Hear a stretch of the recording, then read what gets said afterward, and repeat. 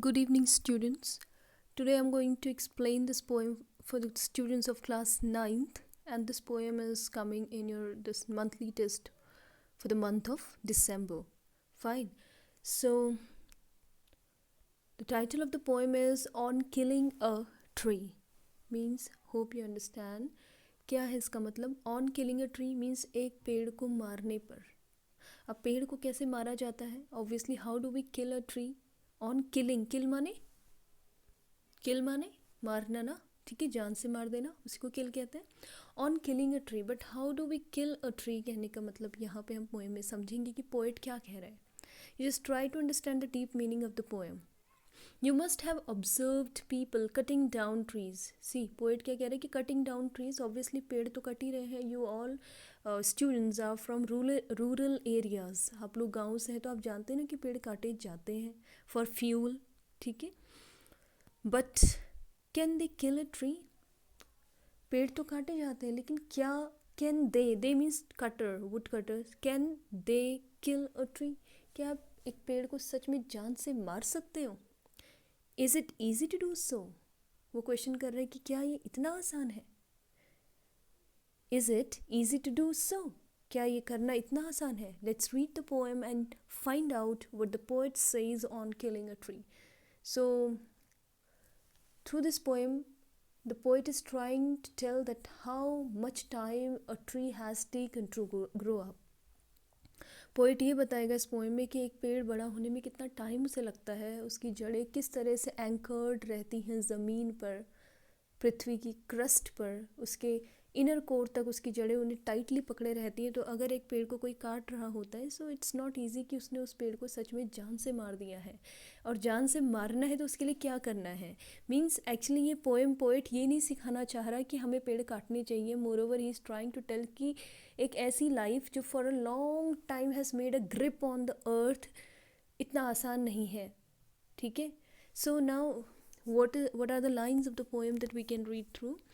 It takes much time to kill a tree. Poet क्या कहता है? It takes much time to kill a tree. एक पेड़ को मारने में, एक पेड़ को मारना बहुत समय लेता है. Not a simple jab of the knife. jab माने JAB वर्ड लिखा ना. jab माने पोकिंग, पोक करना, मतलब जैसे किसी चीज़ को पेड़ में आप चाकू घोंपना कहते हैं ना वर्ड. पोकिंग माने हो गया POKING. पोकिंग मीन्स जैब माने घोंपना. So a simple jab of knife will do it. Not a simple jab of knife will do it. Poet कह रहा है कि बस एक सिंपल जैब मतलब एक बार अपने चाकू से या जो भी हथियार उससे एक बार मारा तो उससे पेड़ नहीं मरेगा. Simple jab of the knife will do it, not a simple jab.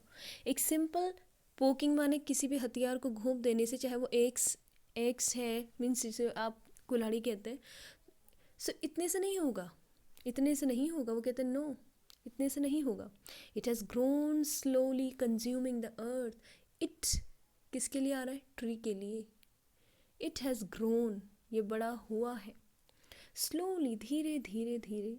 Consuming the earth, अर्थ धरती को कंज्यूम करना मतलब धरती पर अपनी पकड़ बनाते बनाते बनाते वो बड़ा हुआ है.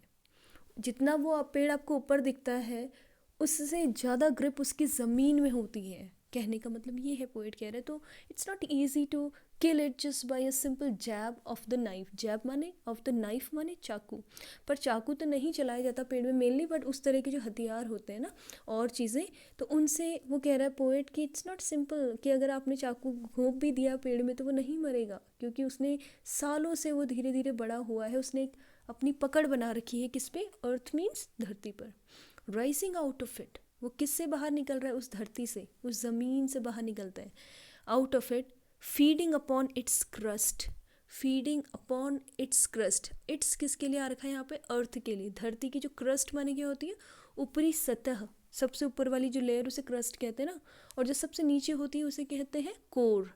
फिर उस क्रस्ट के बाद क्या होती है? मेंटल. अगर आपने पृथ्वी की आकृति संरचना अपने ज्योग्राफिकल चैप्टर्स में पढ़ा होगा तो आपको ये पता चल जाएगा. तो feeding upon its crust, feeding माने खाना लेना, भोजन लेना. तो पेड़ का भोजन कहाँ से? जड़ों से ही तो जाएगा. जड़ें कहाँ है? क्रस्ट में है, ज़मीन में है. तो वो अपना भोजन भी कहाँ से लेता है, धरती से लेता है। एब्जॉर्बिंग, अब्जॉर्ब करना किसी चीज़ को मतलब अवशोषित कर लेना किसी चीज़ को, अब्जॉर्बिंग ईयर्स ऑफ सनलाइट, सालों से सनलाइट ले रहा है वो पेड़, ठीक है, ले रहा है, ग्रहण कर रहा है। एयर मीन्स हवा ले रहा है, वाटर पानी ले रहा है।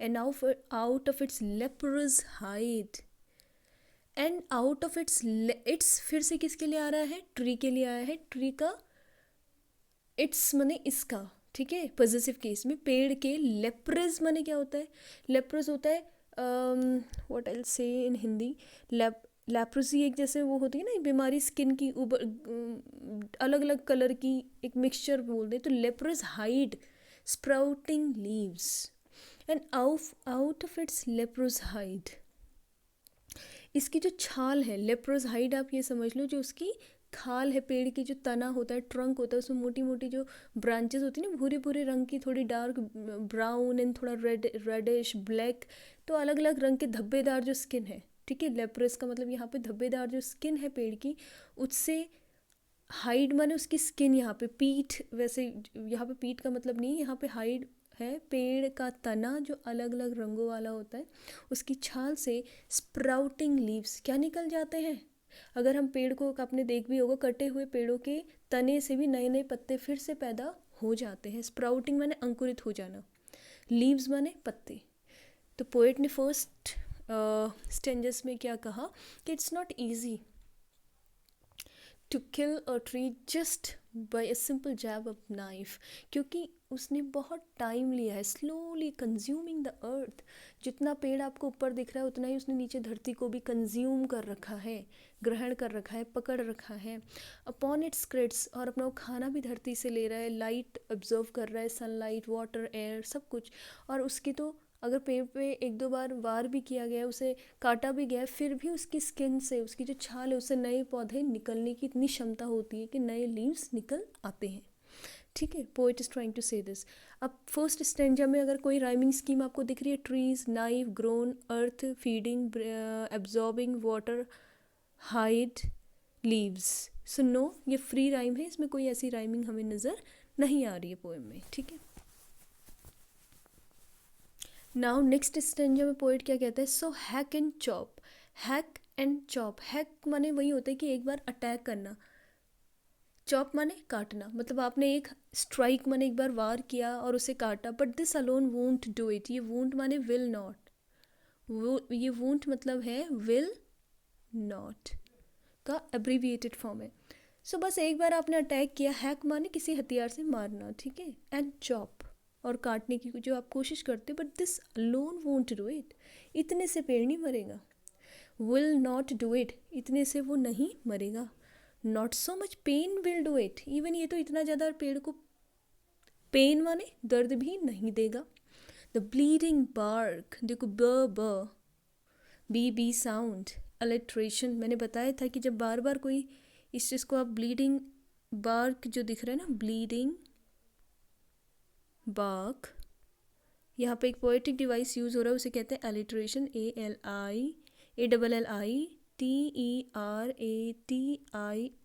ALITERATION, एलिट्रेशन बोलते हैं। जब कॉन्सोनेंट बी कोई भी कॉन्सोनेंट बार बार एक लाइन में रिपीट होता है तो उसे हम एलिट्रेशन कहते हैं, जिसे आप हिंदी में अनुप्रास अलंकार भी कहते हो। The bleeding bark will heal, bleeding bark क्यों कहा, बार्क माने क्या होती है, पेड़ की छाल। जब हम उसे मारेंगे, काटने की कोशिश करेंगे तो उसमें से कुछ लिक्विड निकलता है, तो उसे पोएट ने क्या कह दिया, ब्लीड माने खून का बहना। मीन्स पोएट पेड़ को एक इंसान की तरह कंपेयर भी कर रहे हो, तो कहते हैं ब्लीडिंग बार्क, पर्सनिफाई भी कर दिया, ठीक है। ब्लीडिंग बार्क तो खून बहती हुई जो छाल है, विल हील, हील क्या होता है, फिर से ठीक हो जाना, रिकवर हो जाना, वो ठीक हो जाएगी। जब हम अटैक करेंगे, पेड़ को काटने की कोशिश करेंगे, तो उसकी जो ब्लीडिंग बार्क है कुछ समय बाद खुद से, जैसे अगर हमारे हाथ पैरों में कभी चोट लग जाती है, वी गेट वुंड समवेयर, कहीं कोई घाव होता है, तो धीरे धीरे वो खुद ही ठीक हो जाता है ना कई बार। तो वैसे ही पेड़ की छाल अगर आप काटने की कोशिश भी करोगे ना, एक दो बार भी कर दोगे, पोएट कह रहे हो फिर से हील अप हो जाएगा। And from close to the ground will rise curled green twigs, फिर से क्लोज ग्राउंड से, अगर उसकी जड़ें हैं ज़मीन में, विल राइज, राइज माने वैसे उगना, यहाँ पे उठना, ठीक है, आएंगी। कर्ल माने घुंघराले होते हैं, पर यहाँ पे कर्ल माने घूमी हुई, गोल गोल। ग्रीन ट्विक्स, फिर से नई ग्रीन ट्विक्स माने टहनियाँ बाहर निकल आएंगी। अभी भी पेड़ नहीं मरेगा। आप ऊपर उसके तने में हम अगर मार भी आए, कुल्हाड़ी से मार लो या किसी चीज़ से, तो वो बिल्कुल मरता नहीं है पेड़। कुछ समय बाद फिर से उसके नए स्प्राउट्स या ट्विक्स माने टहनियाँ बाहर निकल आती हैं। मिनिएचर बोज, बोज माने भी वही ब्रांचेस, टहनियाँ ही हैं। तो मिनिएचर माने छोटी छोटी, मिनिएचर माने छोटी छोटी टहनियाँ, छोटी। मिनिएचर माने किसी भी चीज़ का छोटा form. Bhoj which if unchecked, जिसको अगर आपने नहीं रोका। इफ़ अनचेक्ड, चेक माने होता है रोकना, अनचेक माने फिर से अगर उनको नहीं काटा। विल एक्सपेंड, एक्सपेंड माने फैलना, फिर से फैल जाएंगी। Again to former size, former माने क्या होता है पहला, लेटर माने बाद। तो पहले वाले साइज़ में ही पेड़ फिर से खड़ा हो जाएगा। मतलब पोएट क्या कह रहे हैं कि भाई आप पेड़ काट ही रहे हो ना, तो आप उसको जान से मारने के लिए क्या करना पड़ेगा। एक्चुअली पोएट क्या इस बात की तारीफ़ कर रहा है कि पेड़ को मारना है? नो, वो कमेंट कर रहे हैं कि ह्यूमन बीइंग जो पेड़ को काट काट के अपना फ़ायदा, भाई ऐसे नहीं जान से मार दो। पर आप जो कर रहे हो उससे वो जान से नहीं मर नहीं रहा है, पूरा नहीं मर रहा है। So how can you kill? But poet is not appreciating killing a tree, वो कमेंट कर रहा है। समझ में आ रहा है? इट्स अ सार्कास्टिक वे, मतलब एक कहते हैं ना कि बात सुनाना ह्यूमन बींग्स को, तो इस पोएम के थ्रू वही कह रहे हैं। होप कि आपको दो स्टेंजर्स के जो 2 स्टेंजर्स आई हैव एक्सप्लेन्ड समझ में आए होंगे। तो किस तरह से कह रहा है कि आपने एक बार अटैक भी कर दिया ना, तो पेड़ ऐसे नहीं मरने वाला। और अगर उसकी छोटी छोटी टहनियाँ आने लगी और आपने फिर उनको नहीं रोका, विच इफ़ अनचेक्ड, अगर आपने उनको नहीं रोका, मतलब उनको भी जड़ से नहीं काटा, तो विल एक्सपेंड, एक्सपेंड माने फिर से किसी चीज़ का फैलना, पेड़ फिर से फैल जाएगा। अगेन माने दोबारा, टू फॉर्मर साइज, पुराने साइज पे ही पहले जैसा। No, the root is to be pulled out. अब पोएट यहाँ पे क्या बताना चाह रहे हैं? नहीं, इतने से नहीं होगा। नो, क्या करना पड़ेगा? The root is to be pulled out, आपको उसके रूट को ही उखाड़ना पड़ेगा। पुल माने खींचना होता है, पुल्ड आउट माने आपको पेड़ को जड़ से उखाड़ना होगा। Out of the anchoring earth, anchoring earth मतलब अर्थ ने एंकर कर रखा है ना पेड़ को, बांधना मतलब टाइटली। पेड़ कहाँ पे बंधा हुआ है? अपनी जड़ों से ज़मीन से जकड़ा हुआ है। तो आपको उसे एंकरिंग अर्थ, जो धरती की पकड़ है, उससे बाहर उखाड़ के लाना होगा। It is to be roped, क्या करना पड़ेगा? रोप माने रस्सी, टू बी रोप्ड माने पेड़ को बिल्कुल उसकी जड़ों में रस्सी बांधो, बड़ी बड़ी कह रहा है पोएट। टाइड माने बांधो, एंड पुल्ड आउट, फिर जड़ से उसे उखाड़ो। स्नैप्ड आउट, स्नैप्ड आउट भी वही होता है, रूट आउट। उसे बिल्कुल ज़मीन की जो एंकरिंग है, जो पकड़ है, उससे उखाड़ना होगा। होप कि इतना आपको समझ में आया, ठीक है।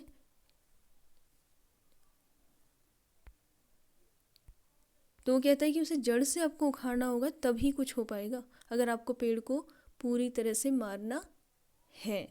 और पुल आउट एंटायरली, उसको पुल आउट वर्ड दिख ही रहा है ना, पूरा एंटायर माने पूरे तरह से आप उसको निकालो, पूरे जड़ से उसे उखाड़ना होगा। आउट फ्रॉम द अर्थ केव, केव माने गुफा, मतलब ज़मीन के अंदर गुफाओं गुफाओं तक जो उसकी जड़ें फैली है ना, पूरी आपको वहाँ से उसे उखाड़ के लाना होगा। And the strength of the tree exposed, तब आपको पेड़ की ताकत का भी पता चलेगा। एक्सपोज होना मतलब किसी चीज़ का बाहर आना। तो एक्चुअली पेड़ की जो पूरी ताकत है वो क्या है? उसकी जड़ें। तो तब आपको उसकी स्ट्रेंथ माने ताकत भी बाहर पता चलेगी कि पेड़ को killing a tree means it's not an easy task.